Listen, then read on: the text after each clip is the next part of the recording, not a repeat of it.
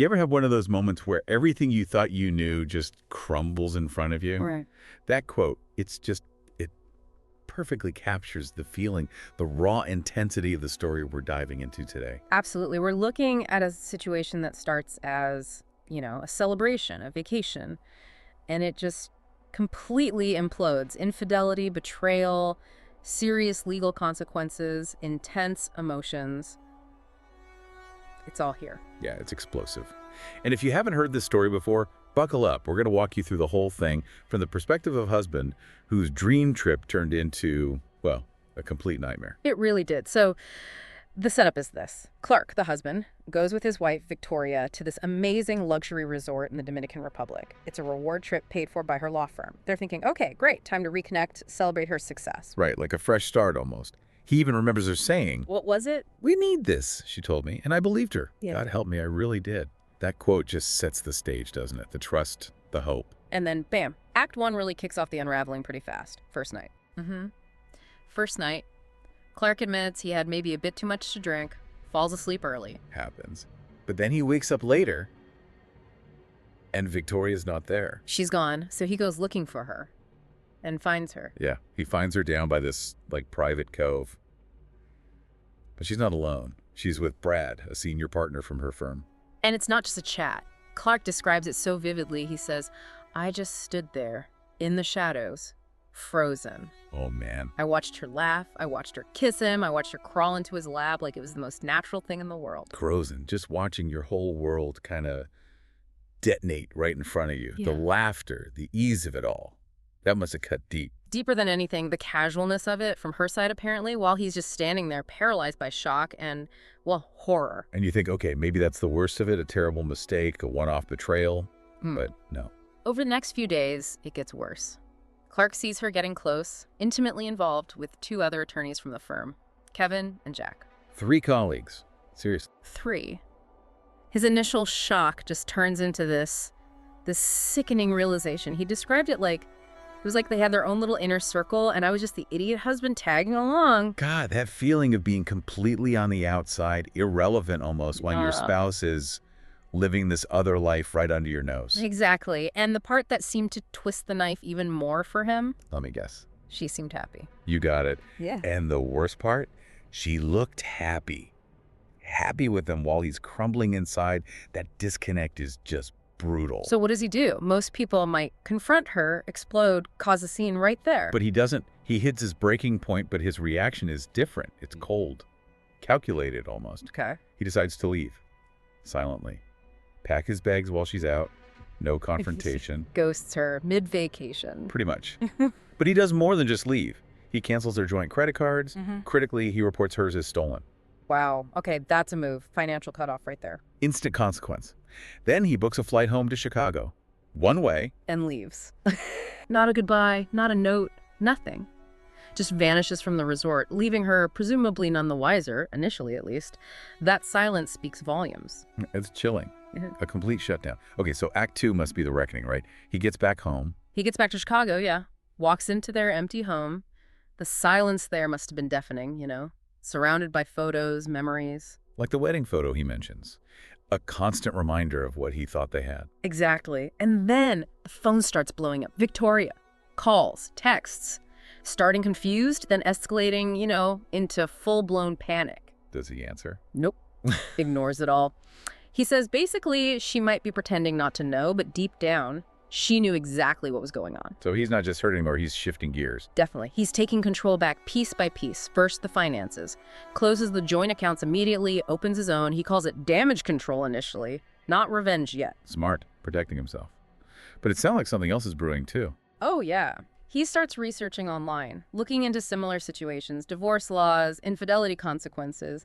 He makes this firm decision. Such is. But one thing I knew for sure, I wasn't going to be the guy who sat back and let her walk all over me. No more passive victim. Right. He's decided he's fighting back, and that leads him to a lawyer. Leads him straight to a divorce attorney, Aaron Walters. He describes her as sharp, very direct. He lays out the whole story, everything that happened in the Dominican Republic. And the lawyer must ask about proof, right? It's one thing to say it happened. Exactly. Aaron asks, do you have proof? And Clark, Well, Clark does. He reveals he has video evidence. Apparently, a resort staff member had recorded something and provided it to him. Video. Oh, that's a game changer. From infidelity to potential legal dynamite. Huge difference. Aaron immediately understands the implications, not just for the divorce, but potentially for Victoria's career and the careers of Brad, Kevin, and Jack, especially as lawyers. So Aaron lays out the options. She does, Yeah. and she asks him this pivotal question, cuts right to the chase. You want a clean break, or do you want to burn it down? Wow. Stark choice. And Clark. No hesitation. His answer is immediate. Burn it.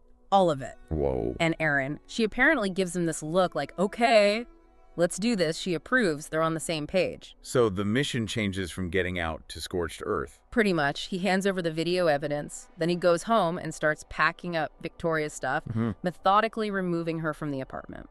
But he leaves something. He leaves the wedding photo. He says it was for fuel. A reminder of the betrayal to keep him focused, I guess. That's intense. Yeah. And then he does something even more dramatic. Yeah. He takes her wedding dress, the photo, maybe other mementos, throws them in the fireplace and burns them. Burns the dress, burns it. And films it. Then he sends that video, not to Victoria, but to her colleagues, the ones involved. No way. Sends the burning video to them. What's the message there? It feels like a warning, a statement, his justification. Sometimes the only way to move forward is to burn everything that tried to hold you back. It's symbolic, but also incredibly aggressive. Okay, so the fallout. Act 3. This is where it all lands. Yeah. How does Victoria find out the extent of this? Well, the first direct hit is practical. She's still at the resort, tries to pay for something. Cards declined. The cancel of cards. She must call Clark then. Desperately. And he answers this time, but his response is just ice cold. What does he say? She's asking for help, maybe money, and he just says, you've got 4 lawyers with you, ask one of them to cover it, and hangs up. Ouch. Just points her right back at the source of the problem. Exactly. But the real bomb is about to drop. Aaron, the lawyer, uncovers something huge. Bigger than video evidence. Legally, yes. There's an old, rarely used adultery law in their state, and it's not just a misdemeanor, it's a felony. A felony for adultery in this day and age. Apparently so. And for licensed attorneys, a felony conviction is career death. Bar association, reputation, everything. Gone. So they decide to use it. They decide to use it. The plan is set. Yeah. Have Victoria and the 3 colleagues arrested when they land back home. This is escalating way beyond a messy divorce. This is potentially life-ruining. Absolutely. And the execution is public, dramatic.